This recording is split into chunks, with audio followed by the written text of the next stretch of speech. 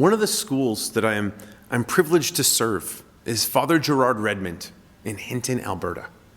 Now, if you've never been to Hinton, Hinton is nestled in the foothills, and it sits in the shadow of the Rocky Mountains. And so every month or so when I drive out to Hinton to see the students there, I sit in awe of the majesty, of the beauty of these particular mountains. And I'm struck sometimes at the fact that some of the students that I serve don't even notice the mountains anymore because they've been there every day, for a lot of them for their whole lives.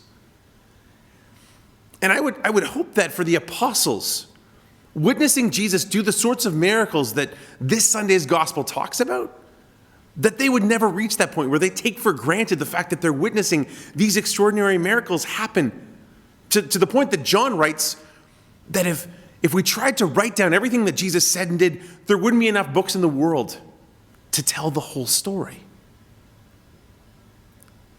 So as you hear the gospel, be impressed by what we talked about last week, that what Jesus does reflects who he says he is. It's the proof, it's the evidence.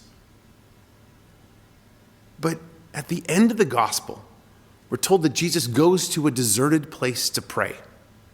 As we read through Mark, we'll hear this happen 2 more times, midway through his ministry in Mark chapter 6, and then right before his passion in Mark 14 in the Garden of Gethsemane.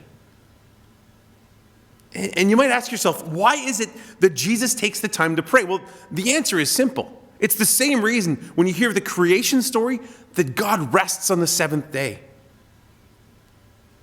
Because we need it. And so Jesus' decision to go and find a deserted place, well, it's an invitation for us to do the same. To find a deserted place, sometimes literally a deserted place. Whether that deserted place can be our room when we shut the door and take a moment to be silent, to be still with God. Whether that's another place in our house we can go and kind of get away from the busyness and the worries of life. Whether that's walking into a place like this, a chapel or a church, where we allow God the ability to speak to us. And perhaps in making that space, perhaps in learning to listen and to pay attention to God, help us not take for granted the good things he gives and he shows to each of us each and every day.